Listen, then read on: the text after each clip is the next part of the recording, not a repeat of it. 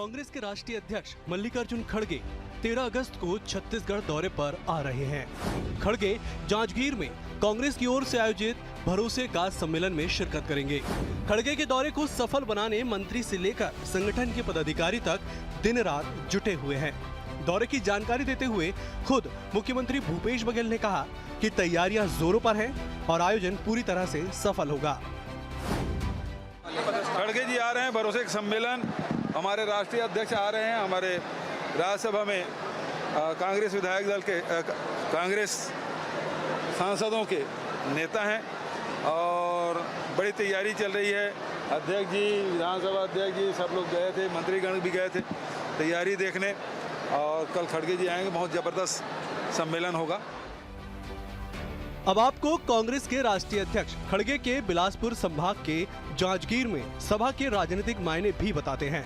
दरअसल साल 2018 में हुए विधानसभा चुनाव में कांग्रेस का प्रदर्शन बिलासपुर संभाग में ही सबसे कमजोर रहा था।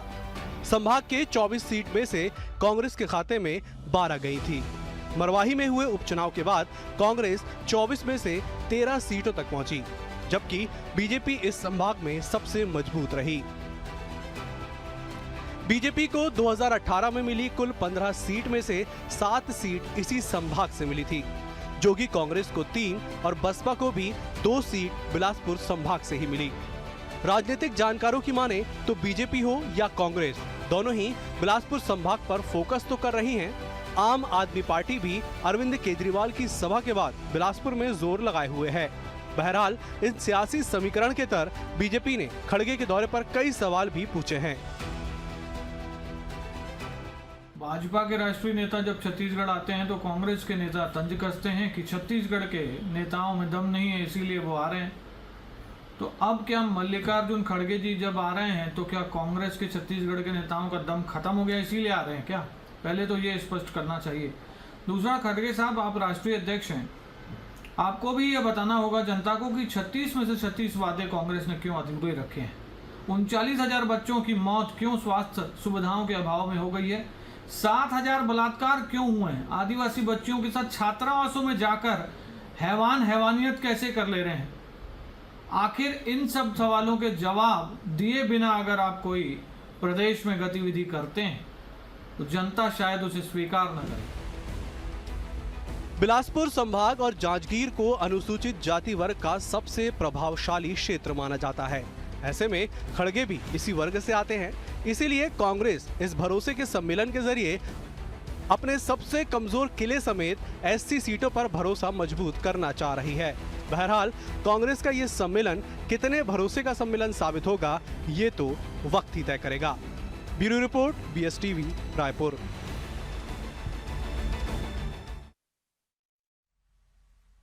नमस्कार, जवाब तो देना होगा में आप सभी का स्वागत है। मैं हूं डॉक्टर अवधेश मिश्रा।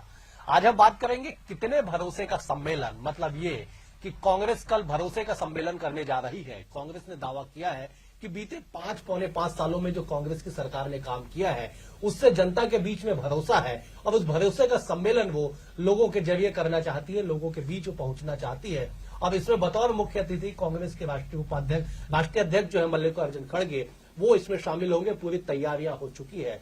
दरअसल खड़गे के बिलासपुर संभाग को लेकर भी सियासी मायने हैं। इसी सियासी मायने पे हम आज चर्चा करेंगे। हमारे साथ 3 बेहद ही खास मेहमान बने हुए हैं। पहले उनका ताल्लुक आपसे करा देता हूं। हमारे साथ कांग्रेस के नेता प्रवक्ता अभय नारायण राय जी बने हुए। अभय नारायण जी, आपका स्वागत है। बीजेपी से पूर्व विधायक वरिष्ठ नेता श्रीचंद सुंदरानी जी बने हुए। सुंदरानी जी, आपका भी स्वागत है। वरिष्ठ पत्रकार राजनीतिक विश्लेषक संजीव गुप्ता जी भी हमारे साथ बने हुए। संजीव जी, आपका भी स्वागत है। पहला सवाल मेरा अभय जी आपसे है, क्योंकि आपका संभाग है बिलासपुर में, कल खड़गे जी आएंगे, तमाम मुख्यमंत्री से लेकर तमाम मंत्रिमंडल वहां मौजूद होगा। आप लोग भरोसे का सम्मेलन करने जा रहे हैं। बिलासपुर की जो रणनीति है, बिलासपुर का जो समीकरण है, कांग्रेस के लिए सबसे कमजोर माना गया 2018 में। क्या इस सम्मेलन से आप लोगों को लाभ होगा? 2023 में चुनाव होना चंद माह बाद। देखिए, भरोसे का सम्मेलन बस्तर में से शुरुआत हुई, फिर बिलासपुर संभाग में हुआ, रायपुर संभाग में हुआ और अब जांजगीर जिले में होने जा रहा है। इस सम्मेलन से कांग्रेस को फायदा और नुकसान का सवाल नहीं है। सवाल है कि भरोसे का सम्मेलन, किस चीज भरोसा, किसान को भरोसा है कि भूपेश सरकार हमारे 5 साल काम, गोधन योजना के हमारे हितग्राही जो गोबर बेचकर भी अपने नौजवान और बेरोजगार हैं, उनको भरोसा है कि भूपेश सरकार हमारे साथ काम कर रही है। महिलाओं को भरोसा है कि स्व सहायता समूह के माध्यम से, रीपा के माध्यम से सरकार की योजनाएं हम तक पहुंच रही है। तमाम हमारी जो योजनाएं हैं, हमारे योजनाओं के हितग्राही छत्तीसगढ़ के निवासी, छत्तीसगढ़ के वो लोग जिन तक सरकार की कोई योजना कभी नहीं पहुंचती थी। सरकार बड़े बड़े पुल की बात करती थी, बड़ी बड़ी सड़कों की बात करती थी, कंक्रीट के जंगल बनाते थे। रायपुर में तो एक स्वर्ग का द्वार बनाया गया था कि आप चढ़ के सीधे स्वर्ग को चले जाएंगे, जो भ्रष्टाचार की भेंट चढ़ गया। बिलासपुर में सिवरेज भ्रष्टाचार की भेंट चढ़ गया। ऐसी योजनाओं से हटके आज व्यक्तिपरक विकास की ओर जो भूपेश सरकार गई, तो भरोसे का बजट, भरोसे की सरकार, अब भरोसे का सम्मेलन। और जहां तक आपने कहा बिलासपुर के संभाग की राजनीतिक परिस्थितियों की 2018, तो सुंदरानी जी बैठे हैं और भारतीय जनता पार्टी के तमाम जो रणनीतिकार विश्लेषक बैठे हैं कि अगर जोगी कांग्रेस नहीं बनी होती, अगर जोगी कांग्रेस सभी सीटों पर बसपा से मिलकर चुनाव नहीं लड़ती, तो ये जो 7 सीट भाजपा की गई है ना हमारे संभाग की, वहां भी खाता नहीं खुलता। धर्मलाल कौशिक, नारायण चंदेल भी विधानसभा में नहीं पहुंचे होते। तो ये जो सम्मेलन है उससे छत्तीसगढ़ की जनता को क्या फायदा होगा, छत्तीसगढ़ के लोगों को क्या फायदा होगा, कांग्रेस का ये उद्देश्य है।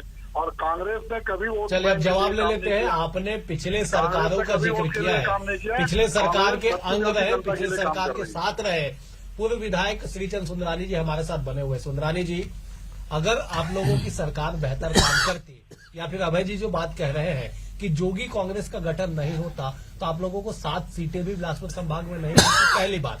दूसरी बात, भरोसे का सम्मेलन, क्या कहेंगे आप? अभय नारायण जी ऐसा लगता है अति आत्मविश्वास में ये बोल रहे हैं।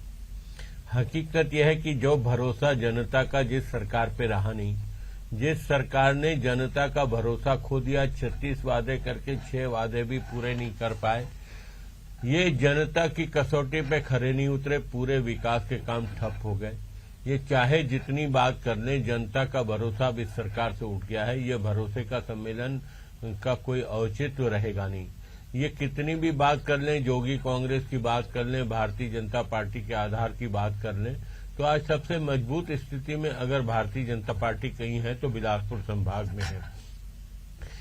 राष्ट्रीय अध्यक्ष जी को बुलाने का, क्योंकि एक मजबूरी में इनको बुलाना पड़ रहा है, क्योंकि प्रदेश में कोई नेता इनका ऐसा बचा नहीं जो जिसके आधार पे चुनाव लड़ सके। सबने झूठे वादे करके जनता के बीच में विश्वसनीयता खो चुकी है, चाहे वो राहुल गांधी क्यों न हो, चाहे प्रियंका गांधी न हो। पिछले चुनाव में इन लोगों ने बढ़ चढ़कर वादे किए थे।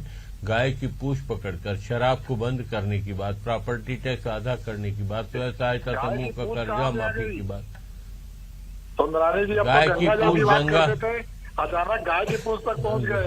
झूठ बोलने के गाय की धार्मिक आधार क्यों भाई? गंगा, गाय के नाम पे झूठ मत बोलिए। गंगा जल, गंगा जल और अभय नारायण जी थोड़ा सुन तो लो। आप भले आदमी हो, मैं तो अचानक गाय की पूंछ कहाँ पे? नहीं, आप बहुत भले आदमी हो, आपकी आदत नहीं। आज आप क्या कर रहे हैं? बाकी प्रवक्ताओं से झूठ मत बोलिए, आप वरिष्ठ हैं, आपकी बातों को हम लोग गंभीरता से लेते हैं। नहीं, गंगा जल हो या गाय की पूंछ हो, आप लोगों ने सौगंध खा के शराब बंदी की बात की थी। आपने कहा था हम शराबबंदी करेंगे, आपने कहा था प्रॉपर्टी टैक्स अदा करेंगे, आपने युवकों को ठगा। 4.5 साल तक बेरोजगारी भत्ता नहीं दिया। जब चुनाव सामने आ रहे तो आप बेरोजगारी भत्ता आपको याद आ रहा है। ऐसे 36 वादों में 30 वादे में अगर गिना दूं तो आपने पूरे नहीं किए अभय नारायण जी। तो आपको किस बात का भरोसा, क्यों करे जनता भरोसा आपके ऊपर? और निश्चित रूप से 2023 के चुनाव में भारतीय जनता पार्टी आ रही है। आपके संभाग में भी आ रही है, पूरे छत्तीसगढ़ में भी आ रही, सरगुजा में भी आ रही, बस्तर में भी आ रही, और रायपुर संभाग तो ऑलरेडी भारतीय जनता पार्टी आपका किला को भेज चुकी है। चलिए, बिल्कुल सुंदरानी जी हमारे साथ संजीव गुप्ता जी भी बने हुए हैं। संजीव जी, तमाम राजनीतिक सियासी समीकरण को आप बेहतर समझते हैं, करीब से आप देखते हैं, क्या लगता है कि भरोसे का सम्मेलन कांग्रेस कर रही है? मल्लिकार्जुन खड़गे आएंगे। छत्तीसगढ़ में एसटी समुदाय, एससी के लिए आरक्षित 10 सीटें हैं। बिलासपुर का जिक्र कर ले जाए, बिलासपुर संभाग में 4 सीटें हैं, 4 में से 3 दीगर दल के पास, केवल 1 कांग्रेस के पास है। और सबसे बड़ी बात ये कि 2013 में जब बीजेपी की सरकार तीसरी बार बनी थी, उस वक्त बीजेपी को 10 में से 9 एससी की सीटें मिली थी। लेकिन 2018 में जब कांग्रेस सत्ता में आई, 68 सीटों के साथ सत्ता तक पहुंची, तो लेकिन 10 में से 7 सीट मिली। क्या माना जाए, ये कहां निशाना लगेगा इस पूरे सम्मेलन पे? देखिए, बिलासपुर संभाग की जो आप बात कर रहे हैं, तो मैं सबसे पहले तो बात करूंगा, आप इस सम्मेलन की बारे में बात कर लेते हैं, सम्मेलन के नाम के बारे में बात कर लेते हैं। लगातार ये बातें हो रही थी कि भूपेश है तो भरोसा है। कांग्रेस पार्टी ये लगातार ये बात जनता तक पहुंचाने की कोशिश कर रही है, अपने कार्यकर्ताओं तक पहुंचाने की कोशिश कर रही है कि भूपेश है तो भरोसा है। उसी भरोसे शब्द को लेकर ये भरोसे का सम्मेलन करवाया जा रहा है कि छत्तीसगढ़ में जो सरकार पिछले 4.5 साल से काम कर रही है, उसके प्रति भरोसा है। मुख्यमंत्री भूपेश बघेल पर भरोसा है लोगों को, और उसी भूपेश पर भरोसा के साथ साथ अभी भरोसे का सम्मेलन तक आप पहुंचे। बिल्कुल। देखिए, जांजगीर चांपा एक ऐसा क्षेत्र है, काफी धन से भरपूर क्षेत्र है वो, और हमारा तीर्थ स्थल भी है वहां पे। और सबसे बड़ी बात यह है कि वहां केवल जांजगीर चांपा की बात करें तो केवल जांजगीर चांपा में 6 सीटें हैं, जिसमें से तीनों पार्टियों के पास 2-2 सीटें बटी हुई बिल्कुल, बिल्कुल सही है ना। बहुजन समाज पार्टी के पास 2 सीटें हैं, भाजपा के पास 2 सीटें, कांग्रेस के पास 2 सीटें। अब बिलासपुर संभाग की बात करें तो बिलासपुर संभाग में जिस तरह से आपने जो एनालिसिस किया, देखिए क्या होता है कि पहले जो बात होती थी कि एससी जो सीटें हैं, अनुसूचित जाति के लिए जो आरक्षित सीटें हैं, वो जनरली वो कांग्रेस की तरफ जाती थी पहले। बिल्कुल, बिल्कुल। ऐसा माना जाता था कि एससी सीटें जो है वो कांग्रेस की तरफ जाएंगी। पिछले चुनाव में कुछ चेंजेस आए।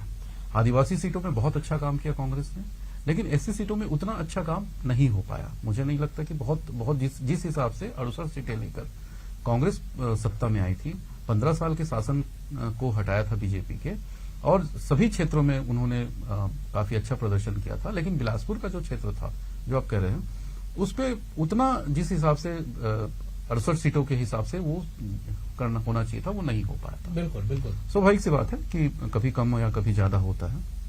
मैं पहले भी कहता रहा हूं कि सीटें जो कांग्रेस के पास अभी है, वो मुझे ऐसा लगता है कि वो अपने समय की सबसे अधिक सीटें किसी पार्टी को मिलती है, वो सीटें।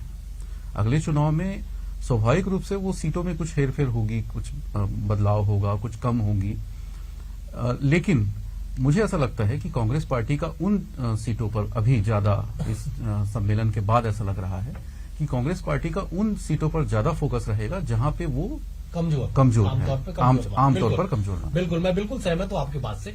अभय जी, सवाल आपसे है कि कमजोर सीटों पे फोकस करके ही आप लोगों ने जब इस बार नारा दिया है कि अब की बार 75 पार, तो कमजोर संभाग, कमजोर सीटों पे फोकस करके, और जो सीटें आपके पास है उसे यथावत बचाते हुए आप इस टारगेट के पार पहुंचेंगे। और इस पूरे सम्मेलन को, मल्लिकार्जुन खड़गे के कल के दौरे को जांजगीर में, बिलासपुर संभाग में आप कैसे जोड़ के देखते हैं राजनीतिक समीकरण से? अभय जी। खड़गे जी राष्ट्रीय अध्यक्ष बनने के बाद पहली बार छत्तीसगढ़ आ रहे हैं, और भरोसे के सम्मेलन में जांजगीर में आ रहे हैं। भरोसे का सम्मेलन कहीं और होता तो वहां जाते, लेकिन जांजगीर में। लेकिन आपका सवाल स्वाभाविक है, इनके मायने क्या है? अभी भाई साहब ने कहा कि 2-2 सीटें हैं। बसपा की जो सीट पामगढ़ की है, वो लगातार पामगढ़ में बसपा को जीत।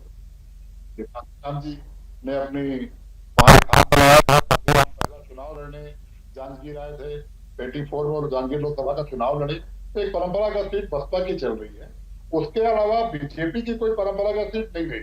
कभी कांग्रेस, कभी बीजेपी इन सीटों पर जीतती रही। मैं 2018 पे फोकस कर रहा हूं कि 2018 में बसपा और जोगी एक हुए, क्योंकि बसपा को जोगी जी का साथ मिला। जैसे मस्तूरी और मुंगेली, बिलासपुर जिले की 2 सीटें अभी भाजपा के पास है। मैं दावे के साथ कहता हूं कि 2023 में दोनों सीटें हमारे पास नहीं रहेंगी, क्योंकि विश्वास उन दोनों सीटों के कार्यकर्ताओं का, उन मतदाताओं का कांग्रेस के प्रति बड़ा है, ये दिखता है। और जहां तक खड़गे जी का सवाल है, खड़गे जी कर्नाटक में थे, कर्नाटक के हैं। आज कर्नाटक में देखिए भारतीय जनता पार्टी को धूल चटाया गया। खड़गे जी के आने के बाद लगातार हम चुनाव भी जीत रहे हैं। और मैं उदाहरण दे भी दिया कि जब भी उपचुनाव हुए तो जो सीटें जो भी कांग्रेस के पास थी, वो कांग्रेस को आई। चाहे मारवाही की एसजीपीसी की सीट हो, चाहे देवव्रत सिंह जी की खैरागढ़ की सीट हो, और आज भी धर्मजीत सिंह और प्रमोद शर्मा, दो जोगी के विधायक इस्तीफा देके बैठे हैं, कांग्रेस में जाएंगे कि भाजपा में जाएंगे वो तय कर रहे हैं। तो देश में कोई भी जोगी कांग्रेस का भी कोई बहुत बड़ा प्रश्न यहाँ पे नहीं रह गया है। लेकिन कांग्रेस का हमेशा अनुसूचित जाति, अनुसूचित जनजाति के लोगों को भरोसा जीता है, उनका भरोसा कांग्रेस पे है और कांग्रेस का भरोसा उन पे है, वो भरोसा कायम रहेगा। भरोसे के सम्मेलन में खड़गे जी इसलिए भी आ रहे हैं कि सरकार ने 5 साल में क्या काम, जिन बातों को दिल्ली में हम जाकर बताते हैं कि हमने ये काम किया, उन बातों को देखेंगे, हितग्राहियों से बात करेंगे, हितग्राहियों से मिलेंगे। और राहुल जी 18 के चुनाव के पहले यहाँ आते थे, सभाएं करते थे, कांग्रेस के सम्मेलनों में आते थे, तो राहुल जी की उपस्थिति में हम वादा करते थे, बात करते थे। और राहुल जी की उपस्थिति में जितने वादे हमने किए थे वो सारे वादे हमने पूरे करके दिखाए।